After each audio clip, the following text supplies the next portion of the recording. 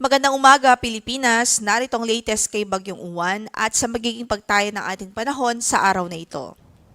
Base sa pinakahuling datos, nakita ang sentro nito sa layong 280 kilometers kanluran ng Itbayat, Batanes. Taglay pa rin ito ang lakas ng hangin na umaabot sa 95 kilometers per hour near the center at gustiness na 115 kilometers per hour.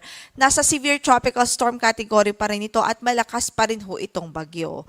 Samantala ang kanyang movement ay north-northeastward at 10 kilometers per hour at kung makikita nga po natin, nasa labas po ng ating area of responsibility ang kanyang sentro.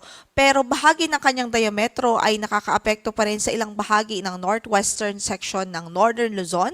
Maya-maya nga lamang ho ay iisa-isahin natin ang mga lugar kung saan ay nakataas ang ating tropical cyclone wind signal number 1. Yung trough nito ni Bagyong Uwan patuloy din nagdudulot ng maulap na papawrin at mga kalat-kalat na pagulan at pagkidlat-pagulog sa natitirang bahagi pa ng Ilocos Region maging sa Cordillera Administrative Region. At base na nga po sa track na ipinalabas po nating 5 a.m. bulletin, makikita nga po natin na sa mga nakalipas na oras ay northeastward o pahilagang silangan na ang kanyang pagkilos. So, tinatahak pa rin ito ang pa-northeastward o pahilagang silangan na direction at most likely ngayong umaga o mamayang hapon ay pwede po itong mag-re-entry o ine-expect natin ang re-entry nito sa ating area of responsibility. Papasok kung itong muli sa ating PAR and then ine-expect natin magla-landfall ito sa southwestern section ng Taiwan. Ibig sabihin, most likely sa mga susunod na oras at susunod nating bulletin, posible po na may signal pa rin tayo o meron pa rin tayong lugar na kung saan ay may signal number 1 pa rin dahil maaari pa rin mahagip ng diametro ang ilang bahagi ng extreme northern Luzon. So ayun, generally, northwestward ang kanyang magiging movement. Magla-landfall po ito sa southwestern portion ng Taiwan. And then mag-emerge siya dito sa Ryukyu Islands hanggang sa makalabas po siya ng ating area of responsibility. At dahil nga po magla-landfall ito sa landmass ng Taiwan, ine-expect natin sa mga susunod na oras at araw ay unti-unti din ho itong hihina hanggang sa maging remnant low pressure area na lamang po ito paglabas ng ating area of responsibility. So patuloy po tayong magantabay sa magiging updates ng pag-asa ukol dito sa bagyo dahil as I mentioned po, meron pa rin mga lugar na itataas pa rin natin ang tropical cyclone wind signal number 1 kahit na ito ay papalayo na po ng ating area of responsibility. Depende po sa magiging proximity niya at depende sa kung saan po yung magiging hagip ng ilang bahagi niyang kanyang diametro.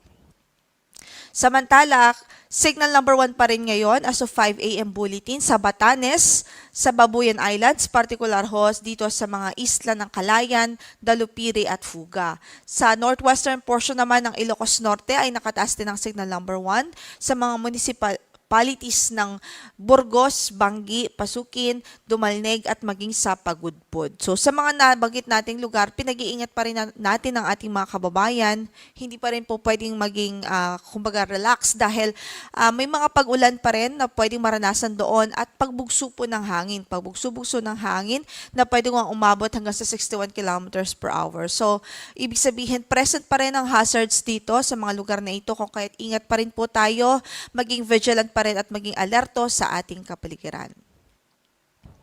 Samantala, ito naman yung mga lugar kung saan wala pong signal pero pwede pa rin makaranas ng mga paminsang-minsang pagbugso po ng hangin. Ang mga lugar na yan ay dito po sa Ilocos Region, Cordillera Administrative Region, sa Cagayan kasama na ang Babuyan Islands at maging sa Isabela.